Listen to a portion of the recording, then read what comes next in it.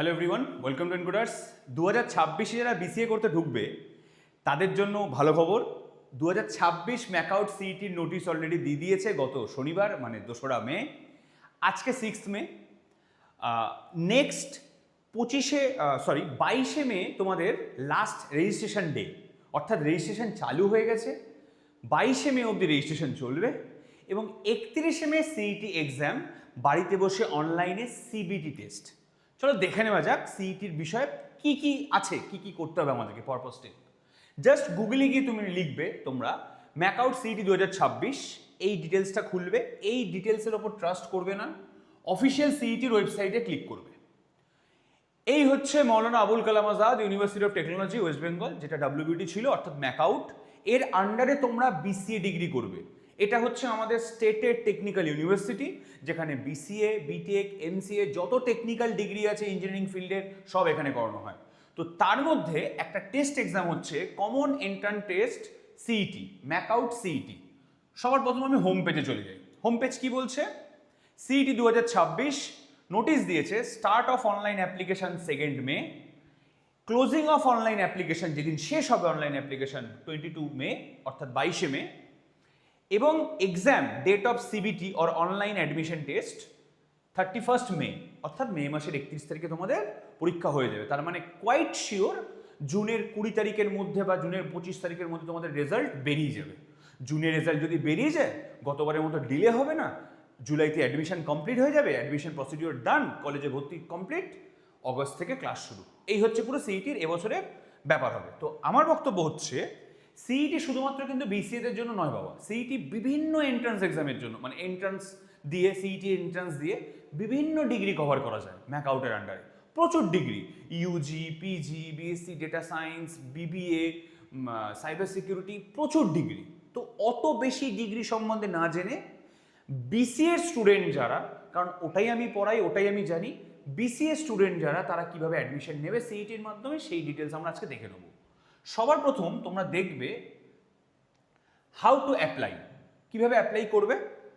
এই ওয়েবসাইটটার মধ্যে গিয়ে হোম পেজে তোমরা ইনফরমেশন নিলে how to apply. Candidates will have to fill the requisite information online such as candidate's name, gender, date of birth, category, whether PWD, education qualification, email ID, mobile number, communication address, সমস্ত details upload করবে। কিভাবে ছবি scan করবে, কত কেবির মধ্যে ছবি থাকবে, কত কেবির মধ্যে সিগনেচার থাকবে, এখানে পরিষ্কার লেখা আছে। কিভাবে হোয়াইট পেপারে সাইন করবে ব্লু অ্যান্ড ব্ল্যাক ইঙ্কে, সেটা এখানে লেখা আছে, ভালো করে পড়বে। After uploading candidates require to preview uploaded image, অর্থাৎ পুরো প্রসিডিওরটা এখানে স্টেপ বাই স্টেপ 9টা স্টেপে লেখা আছে। যদি তাও কিছু বুঝতে না পারো, অলরেডি এখানে ম্যাকআউটের রেজিস্টার অ্যাড্রেস দেওয়া আছে, রেজিস্টার অফিসের অ্যাড্রেস দেওয়া আছে, যেটা হচ্ছে হরিণঘাটা নদিয়াতে, অর্থাৎ আমাদের যেখানে ম্যাকআউটের ইনহাউস মেন ক্যাম্পাস। তা সত্ত্বেও যদি কোনো ইস্যু হয় হেল্প ডেস্কে যাবে। হেল্প ডেস্কে গিয়ে ম্যাকআউটের একটা নাম্বার দিয়ে দিয়েছে, ম্যাকআউটের একটা টেকনিক্যাল হেল্প ডেস্কের ইমেল আইডি দিয়ে দিয়েছে, অর্থাৎ phone number, email ID, website এবং ফিজিক্যাল অ্যাড্রেস ম্যাকআউটের ইনহাউসের সব ইনফরমেশন এই ওয়েবসাইটটার মধ্যে দেওয়া আছে সিইটির জন্য। ক্লিয়ার গেল। Next, eligibility criteria. স্যার কারা দিতে পারবো আমরা? প্রথমত ম্যাকআউট সিইটি এক্সামকে 4টে সেকশনে ভেঙেছে। Yuji, PG1, PG2, PG3। বিসিএর ক্যান্ডিডেটদের PG1, PG2, PG3তে নজর দেবে না, ওইটা জানার দরকার নেই। BCA candidate UG undergraduate course, আন্ডার গ্র্যাজুয়েটের নজর দেবে। কি বলেছে? Candidates applying for UG programs should have passed or appeared in higher secondary examination in the general or vocational stream under West Bengal Council of Higher Secondary Education or its equivalent। অর্থাৎ Yuji প্রোগ্রামের জন্য, for example বিসিএর জন্য তোমাকে যদি MAKAUT CET দিতে হয়, বিসিএর জন্য ম্যাকআউটের আন্ডারে কলেজগুলোতে অ্যাডমিশন নিতে হয়, তোমাকে হায়ার সেকেন্ডারি এক্সাম দিয়ে দিতে হবে বা অ্যাপিয়ার করতে হবে।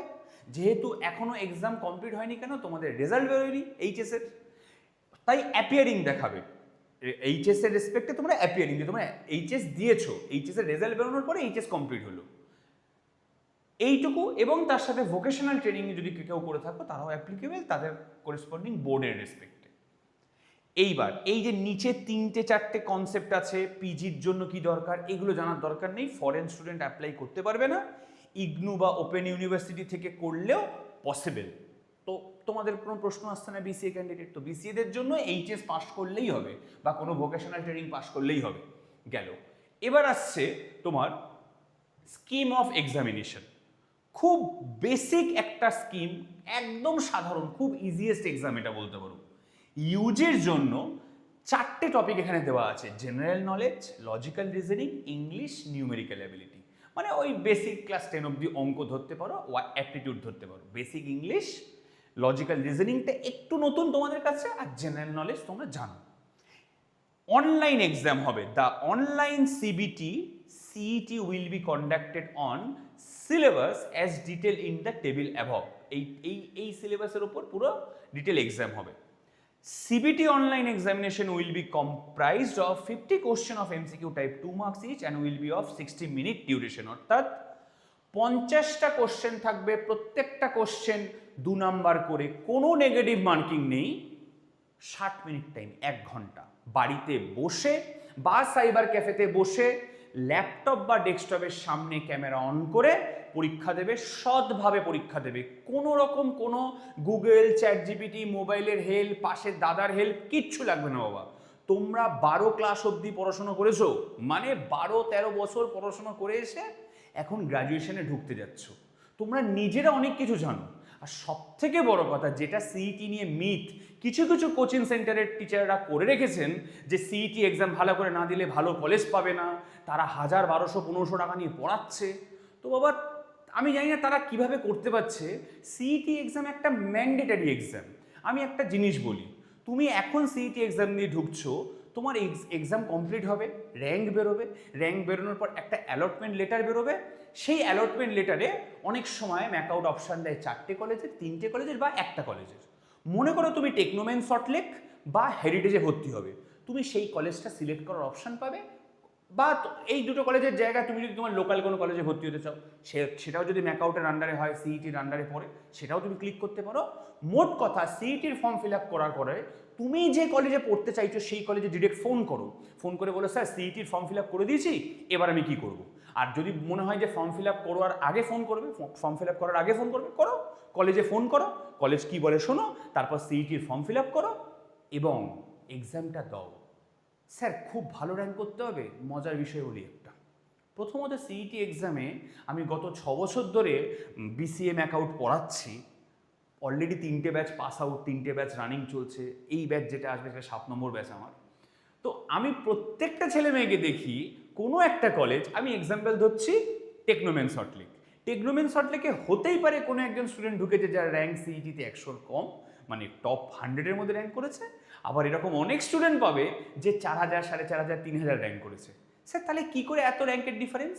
এইটাই বলতে চেয়েছি। এইখানেই ছেলে মেয়েদের বোকা বানিয়ে কিছু কোচিং সেন্টারের টিচাররা নিজেদের স্বার্থসিদ্ধি করছে টাকা নিয়ে, একটা নর্মাল এক্সামকে পড়ানোর নাম করে টাকা নিয়ে পড়াচ্ছে। পড়াক, সবার স্বাধীন ভারতে সবার অধিকার আছে পড়ানোর, কিন্তু বাবা তোমরা এই এক্সামটা হয়ে যাওয়ার পরে, ভর্তি হয়ে যাওয়ার পরে আবার এই ভিডিওর কমেন্টে এসে আমাকে জানিও যে এই এক্সামটা তোমাকে খুব ভালো র্যাঙ্ক করতে হবে, তার কোনো মানে নেই। এক্সামটা সৎভাবে দিতে হবে, দেওয়াটা important. Mandatory exam, not elimination exam, যে ওয়েস্ট বেঙ্গল জয়েন্ট এন্ট্রান্স বা জেকার মতো নয় যে যত ভালো র্যাঙ্ক করবো তত বড় বড় কলেজ পাবো, না, একদমই নয়। তুমি কলেজে ফোন করো, কলেজে তোমাকে বলে দেবে র্যাঙ্কের বেসিসে হয় না, সিইটি এক্সাম দেবে, কাউন্সেলিং করবে, ভর্তি হয়ে যাবে, সিম্পল।